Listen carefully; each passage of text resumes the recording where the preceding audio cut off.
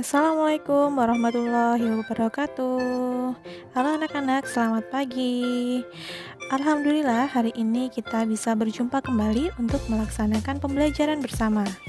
Nah, hari ini kita akan belajar tema 1 pada muatan bahasa Indonesia. Anak-anak siapkan dulu bukunya, buku paket dan buku tulis. Kemudian perhatikan penjelasan berikut ini. Anak-anak pasti tidak asing dengan kata paragraf. Tapi, tahukah anak-anak apa itu paragraf? Paragraf adalah rangkaian kalimat yang disusun secara berurutan sehingga membentuk satu pikiran utama.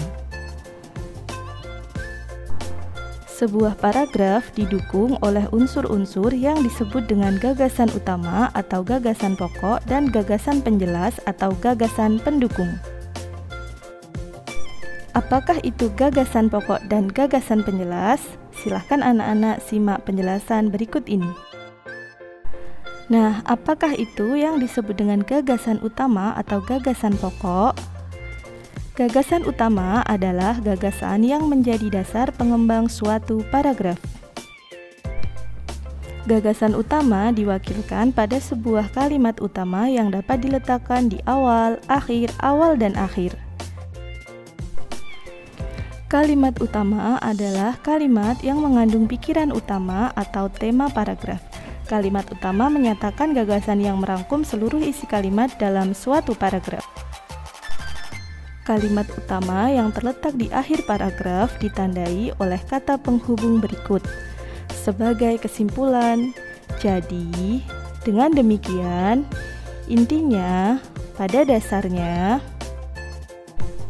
Berikutnya, gagasan penjelas atau gagasan pendukung. Gagasan penjelas adalah gagasan yang fungsinya menjelaskan gagasan utama. Gagasan penjelas umumnya dinyatakan oleh lebih dari satu kalimat. Kalimat yang mengandung gagasan penjelas disebut kalimat penjelas. Kalimat penjelas dapat berisikan uraian-uraian kecil, contoh, ilustrasi, maupun kutipan-kutipan. Untuk menambah pemahaman anak-anak tentang gagasan pokok dan gagasan penjelas, perhatikan contoh berikut ini. Suku Minang mempunyai rumah adat yang sangat khas yang disebut rumah gadang. Rumah gadang ini terbuat dari kayu dan mempunyai bentuk dasar seperti balok.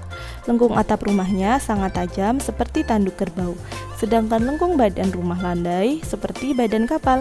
Atap rumah terbuat dari ijuk. Bentuk atap rumah yang melengkung dan runcing ke atas itu disebut gonjong. Nah, dari teks tersebut, mana yang merupakan gagasan utama?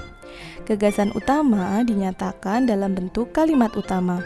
Kalimat utama menyatakan gagasan yang merangkum seluruh isi kalimat dalam suatu paragraf. Pada paragraf tersebut merangkum tentang rumah adat khas Minang yang disebut dengan rumah gadang.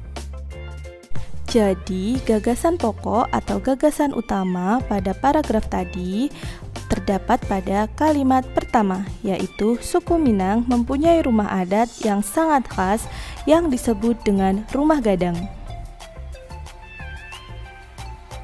Berikutnya, mana yang merupakan gagasan penjelas? Gagasan penjelas adalah gagasan yang fungsinya menjelaskan gagasan utama.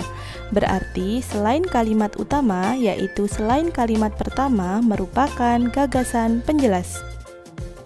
Jadi, gagasan penjelas terletak pada kalimat 2, 3, 4, dan 5. Karena kalimat tersebut menguraikan tentang rumah gadang, seperti bahan-bahan pembuatannya dan bentuk-bentuk bagian rumahnya. Nah, selanjutnya kita akan belajar tentang meringkas sebuah paragraf.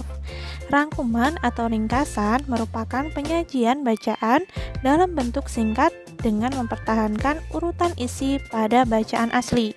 Dengan kata lain, ringkasan merupakan bentuk singkat dari sebuah bacaan. Walaupun singkat, ringkasan tetap mengandung informasi yang sama dengan teks aslinya. Nah, berikut ada langkah-langkah untuk meringkas sebuah bacaan. Yang pertama, baca dan pahamilah isi bacaan hingga selesai. Yang kedua, catatlah informasi-informasi penting yang terdapat di dalam bacaan tersebut.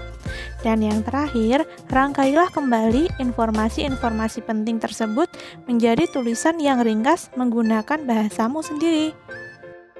Agar kalian lebih memahami bagaimana cara meringkas, perhatikan cara meringkas berikut ini. Di sini ada sebuah bacaan teks, di mana kalian diminta untuk meringkas dari teks tersebut. Hidup bersih dapat diawali dari lingkungan rumah tempat tinggal. Caranya dengan menjaga kebersihan lingkungan rumah. Contohnya, menyapu halaman rumah dan membersihkan selokan di depan rumah. Kegiatan ini dapat dilakukan dengan bergotong royong bersama seluruh anggota keluarga. Nah, teks tersebut dapat kita ringkas. Jangan lupa untuk mempertahankan urutan isi pada bacaan asli ya. Berdasarkan informasi pada teks tersebut dapat kita ringkas menjadi: hidup bersih diawali dari lingkungan rumah. Caranya dengan menjaga kebersihan lingkungan rumah, seperti menyapu dan membersihkan selokan dengan bergotong royong bersama anggota keluarga. Nah, anak-anak, demikian pembelajaran hari ini. Semoga bermanfaat ya untuk kalian. Jangan lupa tetap semangat belajar dan rajin melaksanakan sholat 5 waktu maupun pembiasaan harian yang lainnya. Sampai bertemu pada pembelajaran mendatang. Wassalamualaikum warahmatullahi wabarakatuh.